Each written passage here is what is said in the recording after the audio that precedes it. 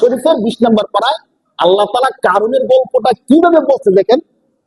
যখন কারুনকে মুসা আলাইহিস সালাম বললেন জাকাত দাও, সে বলল কিসের জাকাত দিবে? বলছে যে আল্লাহ তোমাকে যে সম্পদ দিছে ওই সম্পদ থেকে কি দাও? জাকাত দাও। কারুন বলতেছে কলা, তখন কারুন মুসা আলাইহিস সালামের জবাব বলতেছে ইন্নামা উতিতুহু আলা ইলমিন ইনদি। মুসা আলাইহিস সালাম আপনি বলেন কি? আমি আমার নিজের জ্ঞান বুদ্ধির মাধ্যমে সম্পদ অর্জন করছি। আমাকে তো আল্লাহ দেয় নাই, আল্লাহ দিলে না আমি আল্লাহকে দান করবো বা আল্লাহর রাস্তায় দিব। আমি নিজে বুদ্ধির মাধ্যমে সম্পদগুলো অর্জন করছি। সে জাকাত দিল না। শুধু জাকাত দিল না তা না, তাফসীরের মধ্যে আসছে সে মুসা আলাইহিস সালামের নামে অপবাদ দেওয়া শুরু করে দিল। নাউযুবিল্লাহি মিন যালিক। একজন মহিলাকে ঠিক করলো।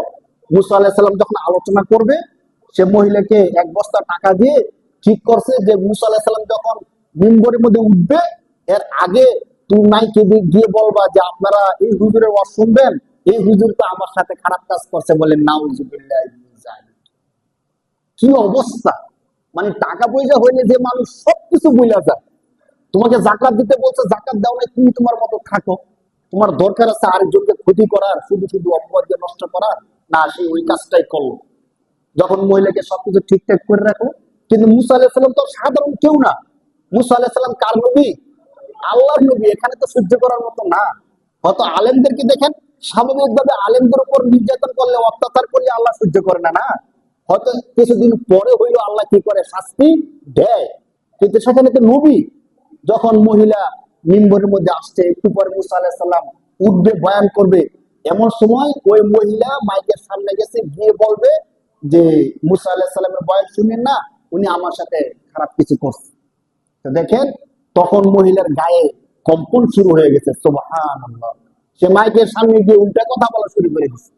মাইকের সামনে দিয়ে বলতেছে, শোনেন ভাইয়েরা আমার, কারণ আমাকে টাকা দিয়ে রাজি করাইছে মুসা আলাইহিস সালামের বিরুদ্ধে খারাপ কথা বলার জন্য। সুবহানাল্লাহ। কাজটা করে দিছে কে? এখানে তো মুসা আলাইহিস সালাম বসা ছিল। মুসা আলাইহিস সালাম অবাক হয়ে গেছে যে আমি তোমার কোনো ক্ষতি করছি না, তুমি এই মহিলাকে কেন ঠিক করলা? আমি তো তোমাকে শুধু জাকাত দিতে বলছি। তখন তিনি প্রচন্ড রাগ হয়ে গেছেন আল্লাহর কাছে। সাথে সাথে বলছেন যে আল্লাহ, এই সম্পদের কারণে সেই কাজটা করছে, আপনি তাকে তার উচিত শিক্ষা দিয়ে দেন। সাথে সাথে কোরআন শরীফের মধ্যে আল্লাহ তাআলা বলেন ফাখাসাফনা বিহি ওয়া বিদারিহিল আরদ। আমি আল্লাহ কারুনকে এবং কারুনের সম্পদকে সাথে সাথে জমিনের মধ্যে দশায় দিয়েছি। সুবহানাল্লাহ। শক্তি কার? অথচ দেখেন, আপনারা একটু চিন্তা করেন, সে যদি মুসা আলাইহিস সালামের কথাটা শুনতো, জাকাত দিত, তার যে কোটি কোটি সম্পদ আছে, সম্পদ কি কিছু কমতো? কমতো না তো। এত সম্পদের চাবি বহন করার জন্য লোক লাগে, এই সম্পদ সে খাইয়েও দিতে পারবে না। কিন্তু জাকাত দিত।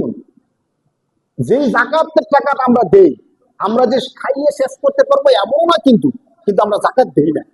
আল্লাহ তাআলা বলতেছেন ইয়ামহাকুল্লাহুর রিবা ওয়া ইউরবিস সাদাকাত। বান্দা, আমি আল্লাহ বলছি তোমাদেরকে জাকাত দেওয়ার জন্য। কেউ যদি জাকাত দেয়, স্বাভাবিক দৃষ্টিতে দেখা যায় যে জাকাত দিলে সম্পদ কমে যায়। আল্লাহ বলতেছে না, ইয়ামহাকুল্লাহুর রিবা ওয়া ইউরবিস সাদাকাত। আমি আল্লাহ সুদি কারবারকে ধ্বংস করে দেই, কিন্তু জাকাত দিলে, দান সদকা করলে, ওই দান সদকাকে, জাকাতকে 1000 গুণ বাড়ায় দেই। সুবহানাল্লাহ।